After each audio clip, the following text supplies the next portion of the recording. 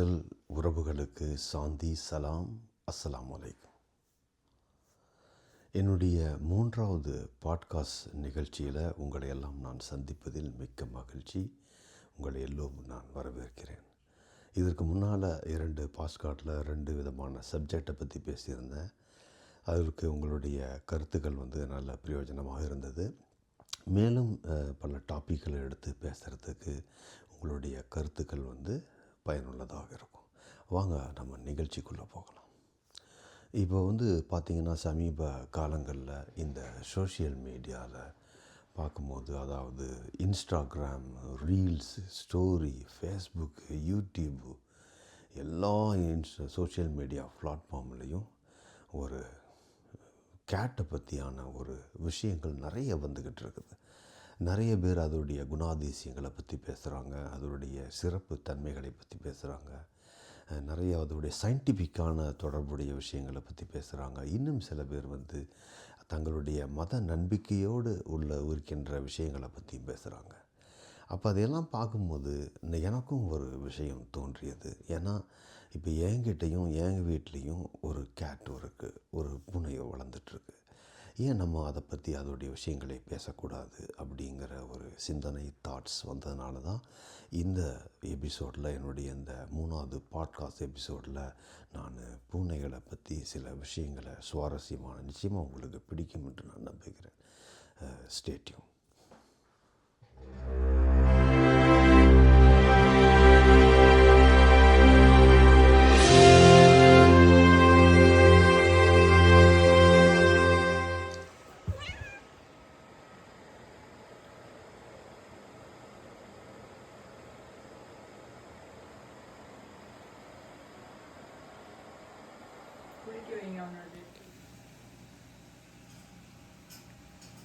மண்ணில் உள்ளவற்றில் மீது இரக்கம் காட்டுங்கள், விண்ணில் உள்ள இறைவன் உங்கள் மீது இரக்கம் காட்டுவார். இப்போது பார்த்த நீங்கள் அந்த கேட்டுடைய பேர் பிஸ்மி. இது பிறந்த ஒரு வாரம் இருக்கும்போது எங்கள் வீட்டுக்கு வந்துச்சு, ஒருத்தர் கொடுத்தாங்க. அதுலேருந்து நாம் இதை வளர்த்துக்கிட்டு வர்றோம். அதற்கு முன்னாடி பார்க்கும்போது ஒரு பூனையுடைய லைஃப் ஸ்பென்னும், அதாவது ஆயுட்காலமும், ஒரு ஹியூமனுடைய ஆயுட்காலம் பார்த்திங்கன்னா அதற்கு ஈக்குவலண்ட் பார்த்திங்கன்னா ஒரு மனிதருடைய 15 ஆண்டுகள் என்பது தான் ஒரு பூனையுடைய ஒரு வயசு, ஒன் இயர். இதை அப்படியே மல்டிப்ளை போயிட்டுருக்கும். 24 வருடம் என்பது தான் ஒரு பூனையுடைய 2 வயது. இப்போ ஒரு பூனை உங்களோட வீட்டுக்கு அதை நீங்கள் 2 வருஷமாக வளர்த்துட்ருக்கீங்க அப்படின்னு சொன்னால், அந்த பூனையுடைய வயது எவ்வளோ வயசாக இருக்குதுன்னு பார்த்தீங்கன்னா 24 வருஷம் ஆயிருக்குங்கிறது தான் அதோடைய பூனைகளுக்கும் மனிதர்களுக்கும் உள்ளான வயது வித்தியாசங்கள். 2வது பார்த்திங்கன்னா, சில காலங்களுக்கு பல நாட்களுக்கு முன்னாடியெல்லாம் நம்மளுடைய சிந்தனை எப்படி இருந்ததுன்னா, பூனை என்பது ஒரு அபசகுணமான ஒரு விலங்கு, ஒரு பிராணி, ஒரு பெட் அனிமல் அப்படிங்கிற ஒரு நம்பிக்கை இருந்தது.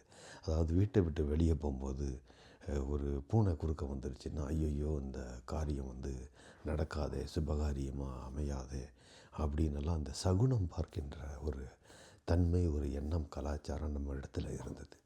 ஆனால் இன்றைக்கி பாருங்கள், என்ன மாற்றம் பாருங்கள். யாருமே அந்த மாதிரியான விஷயங்களை பார்ப்பதில்லை. உதாரணத்துக்கு நானே காலையில் நம்ம எவ்வளவு சீக்கிரமாக எழுந்தாலும், விடியற காலை 5 மணி, 5:30 மணி, 6 மணி இந்த மாதிரி சமயங்களில் நாம் எழுந்திருத்தாலும் முதலில் நம்மளுடைய பார்வை போகின்ற இடம் எதுன்னு பார்த்திங்கன்னா, அதாவது என்னுடைய பார்வை எங்கேன்னு பார்த்திங்கன்னா, நம்மளுடைய பிஸ்மி எங்கே, அந்த பூனை எங்கே அப்படின்னு தான் நம்ம தேட வேண்டியதாக இருக்குது. அவன் என்னடான்னா அதற்கு முன்பாகவே ரெடியாகி என்னை வெளியே விடுங்க, நான் வெளியே போகிறேன் அப்படின்னு சொல்கிறதுனால உடனே நாம் அதை திறந்து வெளியே விட்டுருவோம். இன்னொரு விஷயம் என்னன்னு பார்த்திங்கன்னா, இந்த சோஷியல் மீடியாவில் பார்த்த இந்த சம்பவங்கள், இந்த விஷயங்கள், இந்த பூனைகளை பற்றியான தகவலெல்லாம் பார்க்கும்போது நமக்கும் நிறைய தகவல்கள் தெரிந்தது. இப்போ நான் வயசை பற்றி உங்கள்கிட்ட சொல்லியிருப்பேன். மனிதனுடைய வயதும் ஒரு பூனையுடைய வயதும் என்பது equivalent 1 year equivalent 15 years of human age அப்படின்னு சொல்கிறாங்க. இன்னொன்று பார்த்திங்கன்னா அதுக்கு வந்து நுகர்வு தன்மை என்பது மிகவும் அதிகமாக இருக்கக்கூடிய பிராணிகளில் பூனையும் ஒன்று. அதோடைய மூக்கு, அதோடைய ஃபேஸு, அதோடைய மீசை இதிலிருந்து கூட தன்னுடைய அருகில் வருகின்ற பொருள் என்ன இதுங்கிறது தன்னால் உணர்ந்து கொள்ள முடியும்னு சொல்கிறாங்க. இன்னொன்று பார்த்திங்கன்னா எல்லாருக்கும் நம்ம வந்து ஐலிட்ஸ் வந்து 2 இருக்கும், மிருகங்களுக்கும் மனிதர்களுக்கும். ஆனால் பூனைக்கு மட்டும்தான் பாருங்கள் இந்த ஐலிட்ஸ் 3 ஐலிட்ஸ் இருக்குமாம்மா. அதாவது அதுக்கு பேரே வந்து பார்த்திங்கன்னா நிக்கிட்டேட்டிங் மெம்பரன்ஸ் அப்படின்னு சொல்கிறாங்க. அது வந்து 3 இது இருக்கும். முன்னாடி வந்து அந்த விரல்களில் வந்து பார்த்திங்கன்னா கைகளில் வந்து 5 விரல்களும் பின் கால்களில் வந்து 4 விரல்களும் இருக்குன்றாங்க. அது மட்டும் இல்லாமல் இன்னொன்று பார்த்திங்கன்னா அது வந்து இப்போது ஒரு பூனையை அது நெடுஞ்சான்றாக நிற்கிதுன்னு வைங்க. ஒரு உதாரணத்திற்கு ஒரு பூனை எழுந்திருத்து நின்றால் என்ன உயரம் வருமோ அதுபோல் 6 டைம் மல்டிபிள் பண்ணிங்கன்னா என்ன ஹைட்டு வருதோ அதோடைய ஹைட்டு தான் அதோடைய ஹை ஜம்ப் பண்ணக்கூடிய உயரம்னு ஒரு விஞ்ஞானபூர்வமான ஒரு தகவல் இருக்குது. அது இல்லாமல் பூனை வந்து எவ்வளோ பெரிய உயரத்திலிருந்து கீழ் நோக்கி வந்தாலும் விழுந்தாலும் அதனுடைய கை கால்கள் தரையில் படுவது மாதிரி தான் வரும். பக்கவாட்டிலோ சைட்லேயோ தலைகுப்புறவோ ஒரு பூனையும் எவ்வளோ உயரத்திலிருந்தும் விழுகாது என்று சொல்கிறாங்க. இன்னொன்று வந்து அதோடைய விஷயங்கள் என்னன்னு பார்த்திங்கன்னா இன்னொரு முக்கியமான ஒரு விஷயம் வந்து இதில் விடுபட்டு போயிடுச்சு. அதாவது அது என்னன்னு பார்த்திங்கன்னா பூனை வந்து என்றைக்குமே வந்து இனிப்பான பதார்த்தங்களை உண்ணாது, திங்காது. முக்கியமாக அது வந்து ஸ்வீட்டு போன்ற விஷயங்களை, சர்க்கரை போன்ற விஷயங்களை அது உண்ணாது, பருகாது. 2வது வந்து நான் பார்த்த ஒரு ஆச்சரியமான விஷயம் என்னென்னு பார்த்திங்கன்னா நான் சிறு வயசில் இந்தியாவில் இருக்கும்போது நான் பார்த்துருக்கேன். நம்ம வீட்லேயோ நம்ம பக்கத்து வீட்லேயோ வளர்கின்ற பூனைகள் வந்து நம்ம வீட்டுக்கு வந்து நம்ம வீட்டில் இருக்கிற கிச்சனில் அதுவாக போய் அந்த பால் பாத்திரத்தை அந்த மூடியை யாருக்கும் தெரியாமல் மெதுவாக திறந்து கீழே வச்சு அந்த பாலை பருகிட்டு போகிறதுண்டு. அதுபோக நம்ம வீட்டில் வந்து மீன் சமைப்பதற்காக வாங்கி வச்சுருந்தா யாருக்கும் தெரியாமல் வந்து லபக்குன்னு ஒரு மீனை கவ்விட்டு போகிற சம்பவங்களும் சிரிப்பான ஒரு விஷயங்களுமே நாம் நிறைய சின்ன வயசில் பார்த்துருப்போம். ஆனால் அமெரிக்காவில் பாருங்கள், நான் வந்து பார்த்ததில் எந்த பூனையுமே வந்து அந்த மாதிரி எடுக்கிறதில்ல. ஏன்னா அது எப்படி இந்த கல்ச்சரில் பழகுதா இல்லை அதை அப்படி பழகுறாங்களாங்கிறது தெரியலை. நாம் கொடுத்த உணவை தான் அது சாப்பிடும். அதுவாக போய் நம்மளுடைய கிச்சனில் போய் அது என்ட்ராகி அதோடைய உணவை தேடவே தேடாது. ஒன்று வெளியே போய் தேடும், இல்லைன்னா நாம் உணவு சரியான நேரத்தில் கொடுக்கணும். இன்னொன்று இதில் முக்கியமான விஷயம் வந்து நாங்கள் எங்கள் வீட்டில் இந்த வளர்த்தக்கூடிய இந்த பூனையை வந்து இது இன்டோர் கேட்டாக இருந்தாலும் நிறைய பேர் வந்து அமெரிக்காவில் வந்து இன்டோர் கேட்னால் வெளியவே விட மாட்டாங்க, வீட்டுக்குள்ளேயே தான் வச்சுருப்பாங்க. சில பேர் வந்து அவுட்டோர் கேட்னால் அது வெளியே தான் இருக்கும், அது வீட்டுக்குள்ளே வராது. ஆனால் எங்களுடைய பூனையை பொறுத்த வரைக்கும் இன்டோர் கேட்டாக தான் நாங்கள் வளர்த்தினாலும் சுதந்திரமாக அது சுற்றி திரிவதற்கும் இறை தேடுவதற்கும் வெளியே போய் அது ஹேங் அவுட் பண்ணுறதுக்கும் அவங்கள ஃப்ரெண்ட்ஸுகளெல்லாம் பார்க்குறதுக்கும் நாங்கள் அனுமதிச்சு டெய்லி அது எப்பெல்லாம் வெளியே போகணும் என்று நினைக்கிறதோ அப்படிதெல்லாம் அதை திறந்து விட்டுருவோம். ஆனால் அதுக்கு உணவு தேவைப்படும் நேரத்தில் கரெக்டாக நம்ம வீட்டுக்கு வந்து சாப்பிட்ரும். அதே மாதிரி மாலை நேரத்தில் அதை வீட்டுக்குள்ளே வந்து நம்ம வலிச்சு அதோடைய பெட்டில் அடைச்சி வச்சுருவோம். அதையும் மீறி நான் வெளியே போய் தான் திருவேன் சில நேரம் அடம் பிடிச்சி கத்துச்சுன்னு சொன்னால் நம்ம அனுப்பிவிட்ருவோம். சில நேரங்களில் ஒரு முக்கியமான விஷயம், காலையில் 5 மணிக்கு முன்னால் 4-3 மணிக்கெல்லாம் அது வெளியே போகணுன்னா பாருங்கள் என்ன ஒரு ஆச்சரியம் பாருங்கள். அதோடைய பெட்டிலேருந்து எந்திரிச்சு நேராக வந்து நம்ம ரூமில் நம்ம பெட்டில் கீழே நின்று அது கத்திக்கொண்டே இருக்கும், கிராவிட்டே இருக்கும். அதில் நம்ம வந்து செவி சாய்க்கலைன்னு சொன்னால் சில நேரம் ஏறி வந்து நம்மளுடைய தோள்பட்டை வரைக்கும் வந்து நம்ம மேலே ஜம்ப் பண்ணி கீழே நம்மளை எழுப்புகிறது கூட உண்டு. இதெல்லாம் வந்து ஆச்சரியமான விஷயங்கள். இது போன்ற நிறைய ஆச்சரியமான சுவாரஸ்யமான சம்பவங்கள் வந்து உங்களுக்கும் இருக்கும். நிறைய பேர் வந்து பேர்ட்ஸ் வளர்த்துவாங்க, நிறைய பேர் வந்து டாக்ஸ் வளர்த்துவாங்க, இன்னும் நிறைய அனிமல்ஸ் எல்லாம் வளர்த்துவாங்க. அது போன்ற அனுபவங்கள் எல்லாம் இருந்தால் நீங்கள் பகிர்ந்து கொள்ளுங்கள். தேங்க்யூ. மற்றும் இதோடைய தன்னுடைய தான் வளர்கின்ற அதோடைய வீட்டுடைய எல்லையில் டெரிட்டோரியை பாதுகாக்கிறதுல அது வந்து ரொம்ப முக்கியமான ஒரு பிராணி, ஒரு விலங்கு. மற்ற பூனைகளோ மற்ற மிருகங்களோ தன்னுடைய எல்லைக்குள்ளே வருவதை ஒரு பூனையுமே அனுமதிக்காதுன்னு சொல்கிறாங்க. இன்னும் நாம் வந்து சில நேரங்களில் நம்மளுடைய மனச்சோர்வு ஏற்பட்டு நம்ம இருக்கின்ற சமயங்களில் நீங்கள் அந்த பூனையுடைய உங்கள் வீட்டில் வளர்கிற பூனையுடைய அதனுடைய முகத்தை பாருங்கள். அதனுடைய அந்த உங்களுக்குள்ளே உள்ள அந்த கவலைகள் எல்லாமே பறந்து போயிடும். ஏன்னா அது வந்து ஒரு மனிதன் வந்து அதிகபட்சமாக ஒரு நாளைக்கு 8 மணி நேரம் இல்லை 7 மணி நேரம் தான் உறங்குவாங்க. ஒரு பூனை என்பது அப்படி இல்லை. 13லேருந்து 14 மணி நேரங்கள் வந்து உறங்கக்கூடிய ஒரு அனிமலாகத்தான் ஒரு பூனை ஒரு பெட் அனிமலாகத்தான் இருக்குது. ரெண்டாவது, அது எவ்வளவு அதிகமும் தூங்குகின்றதோ அந்த அளவுக்கு நாம் நம்மளுடைய வீட்டில் நம்மளை சுற்றி இருக்கின்ற நம்மளுடைய சரௌண்டிங்கில் இருக்கின்ற விஷயங்களை நெகட்டிவிட்டி தாட்ஸை வந்து அந்த பூனை வந்து அப்சர்வ் பண்ணி அதை எடுத்துக்கொள்வதாகவும் சொல்கிறாங்க. இது எந்த அளவுக்கு உண்மை என்பது நமக்கு தெரியாது. ஆனால் அது வந்து உறங்குற நேரத்தில், அது விளையாடுகின்ற நேரத்தில், ஏன்னா இட்ஸ் ரியலி குட் ஜம்பர். அது வந்து நல்லா ஜம்ப் பண்ணி பழகக்கூடிய ஒரு இது. அதையெல்லாம் பார்க்கும்போது நம்மளையும் அறியாமல் நம்மளுடைய உள்ளத்தில் ஒரு ஒரு இரக்கமான ஒரு இறுக்கமான நிலைமை மாறி ஒரு இரக்கமான ஒரு எண்ணம் தோன்றக்கூடிய ஒரு வாய்ப்பு இருக்குது. இப்போது அடுத்ததாக நம்ம வந்து அதை பார்க்க போகிறது என்னென்னா, இஸ்லாத்தினுடைய பார்வையில் பூனைகளுடைய ஸ்டேட்டஸ் என்ன? What is the view from the Islamic to cats and dogs? இப்போ நம்ம கேட்ஸை மட்டும் நம்ம பார்ப்போம். இப்போது கேட்ஸை பார்த்திங்கன்னா, கேட்ஸை பற்றியான ஒரு 3 வரலாற்று சம்பவங்கள் வந்து இஸ்லாத்தில் வந்து அதிகம் கூறப்படுகின்றது. அதாவது ஒரு சம்பவம் என்னன்னு பார்த்திங்கன்னா, பூனை வந்து ஒரு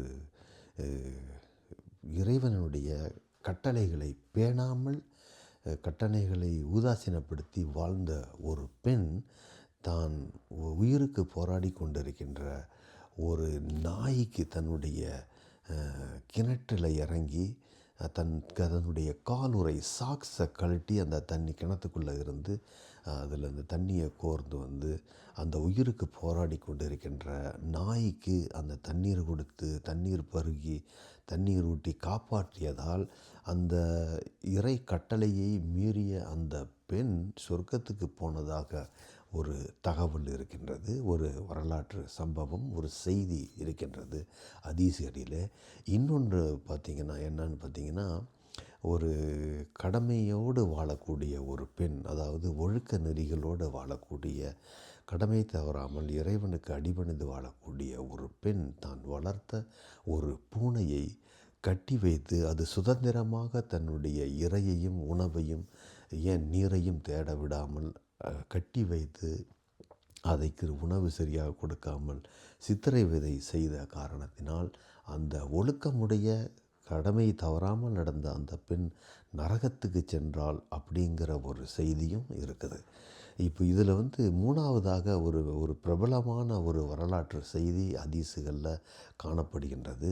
அதாவது இஸ்லாமுடைய இந்த முன்னோர்களுடைய அந்த காலத்தில் பார்த்திங்கன்னா, நபிகள் நாயகம் ஸல்லல்லாஹு அலைஹி வஸல்லம் அவர்களுடைய உற்ற தோழர்களில் ஒருவராக இருந்தவர் தான் இமாம் அபூ ஹுரைரா ரலியல்லாஹு அன்ஹு.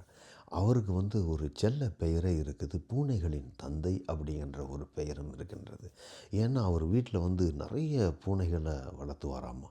அப்படி ஒரு நாள் அவர் வளர்த்து வந்த ஒரு பூனை தன்னுடைய மடியில் படுத்து உறங்கி கொண்டு இருக்கும் பொழுது அதனுடைய உறக்கத்தை கெடுக்கக்கூடாது. ஏன்னா இவருக்கு எந்திரிச்சு வேறு வேலையாக போக வேண்டிய ஒரு சூழ்நிலை வருது. அப்போது அந்த பூனையை எழுந்திரிச்சு தூக்கத்தை கெடுக்கக்கூடாமல் அந்த பூனை உறங்கட்டும் என்று சொல்லி தான் அணிந்திருந்த அந்த மேலாடையை கத்திரிக்கோளால், அதாவது அந்த பூனை படுத்திருக்கிற இடத்தை தவிர கத்திரிக்கோளால் தன் ஆடையே கத்திரித்து அதை தூக்கத்தை கெடுக்காமல் அதை உறங்கச் செய்துவிட்டு சென்றதாக ஒரு வரலாற்று குறிப்பு சம்பவங்களும் இருக்கின்றன. இப்போ இது மாதிரி பார்க்கும்போது 2வது வந்து நபிகள் நாயகம் ஸல்லல்லாஹு அலைஹி வஸல்லம் என்ன சொன்னாங்க, பூனை வந்து ஒரு அசுத்தமற்ற பிராணி கிடையாது. அது வந்து தங்களுடைய வீட்டுக்குள்ளே வந்தால் அதை அனுமதிங்க. அது நீங்கள் பருகுகின்ற நீரில் வந்து அது தன்னுடைய வாயை வைத்தால் கூட அது அசுத்தமாகாது. ஏன்னு கேட்டால் அந்த பூனையுடைய வாயிலிருந்து சுரக்கக்கூடிய சலைவா அப்படிங்கிற உமிழ்நீர் தான் தன்னைத்தானே சுத்தப்படுத்தி கொள்வதற்கு அது உபயோகப்படுத்தக்கூடிய அது ஒரு மருந்தாக அந்த பூனைக்கு இருக்கின்றது. மேலும் அதில் வந்து பார்த்திங்கன்னா அந்த பூனையுடைய அந்த சலைவாவாற்று அது எப்பொழுதுமே தன்னை வந்து சுத்தப்படுத்தி கொண்டே இருக்கும். நீங்கள் அதோட பார்த்தா உங்களுக்கு தெரியும், அதோடைய உடம்பில் வந்து சுத்தப்படுத்திகிட்டே இருக்கும்.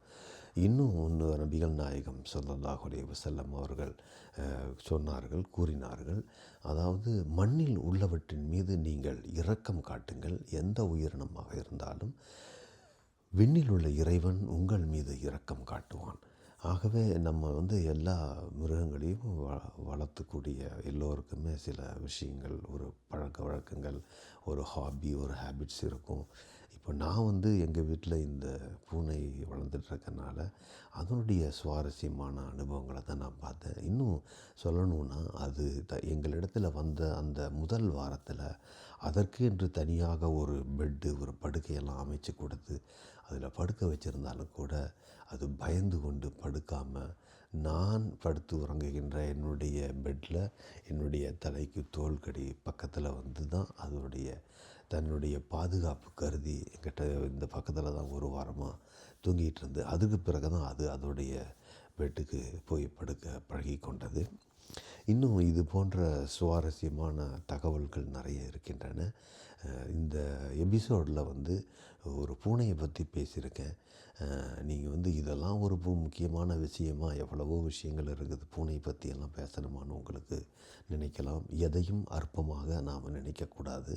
ஏன்னால் ஒவ்வொரு விஷயங்களிலிருந்தும், ஒவ்வொரு செய்கைகளிலிருந்தும் நாம் கற்றுக்கொள்வதற்கும் பழகிக்கொள்வதற்கும் நிறைய அனுபவங்கள் இருக்கின்றன இந்த உலகத்திலே. அது எங்கிருந்து வருது, யாரிடம் வருது என்று பார்க்கக்கூடாது. எவை நல்லவையாக இருக்கின்றதோ அதை எடுத்துக்கொள்ளக்கூடிய, அடாப்ட் பண்ணக்கூடிய பக்குவம் நம்மளுக்கு இருக்கணும். இன்னொரு முக்கியமான ஒரு விஷயத்தை சொல்லி இந்த பாட்காஸ்ட்டை நான் நிறைவு செய்யலான்ட்ருக்கிறேன். அது என்னன்னு பார்த்தீங்கன்னா, தன்னுடைய கழிவுகளை, தன்னுடைய உடல் உபாதைகளை, அது இந்த பூனை மாதிரி செய்யக்கூடிய ஒரு மிருகத்தை நீங்கள், ஒரு அனிமலை எங்கேயுமே பார்க்க முடியாது. தன்னுடைய உடல் உபாதைகளை, கழிவுகளை தானே தன் கையால் ஒரு சின்ன குழி பறித்து அதில் போட்டு மூடிவிட்டு போகிற இந்த மாதிரியான ஒரு பழக்கம் என்பது மனித அறிவுக்கும் ஈக்குவலான அறிவு என்பதால் தான் இந்த சம்பவத்தை நான் இந்த பாட்காஸ்ட்டில் இதை பற்றி பேசியிருக்கேன். இதை பற்றி பிடிச்சிருந்தா இந்த பாட்காஸ்ட்டை கேட்டு உங்களுக்கு இதில் வந்து சில அபிப்பிராயங்கள், கருத்துக்கள் இருந்தால் கமெண்ட் செக்ஷனில் போய் பதிவிடுங்க. தொடர்ந்து இணைந்திருங்கள். இது யுனிவர்சல் தமிழ் மீடியாவுக்காக நான் உங்கள் அமான் யூசப். மீண்டும் அடுத்த ஒரு நல்ல சப்ஜெக்டில் நான் வந்து இதை பற்றி பேசுவேன், பாட்காஸ்ட்டை பற்றி. என்னுடைய பார்வையாளருக்கு அந்த யுனிவர்சல் உறவுகள் வந்து எங்கிட்ட கேட்டாங்க, சார் நீங்கள் வந்து டெய்லி வீடியோ போடுங்க, நாங்கள் கேட்குறோம், நீங்கள் சொல்லக்கூடிய விஷயங்கள் நல்லா இருக்குது, நீங்கள் டெய்லி ஒரு வீடியோ போடணும் அப்படின்னு சொல்லி கேட்குறாங்க. எனக்கும் ஆசை தான். ஆனால் என்னுடைய வேலை நேரம் போக, என்னுடைய ஓய்வான நேரங்களில் தான் இதை நான் வந்து செய்யணும்னு நினச்சிட்ருக்கேன். தொடர்ந்து இருந்திருங்கள். இந்த வீடியோவும் இந்த பாட்காஸ்ட் சப்ஜெக்டும் உங்களுக்கு பிடித்திருக்கும் என்று நம்புகிறேன். மீண்டும் ஒரு நல்ல ஒரு செய்தியோடு, ஒரு விஷயங்களோடு உங்களை சந்திக்கிறேன். அதுவரை உங்களிடமிருந்து விடைபெறுவது நான் உங்கள் Aman Yusuf for universal Tamil media. See you. Bye.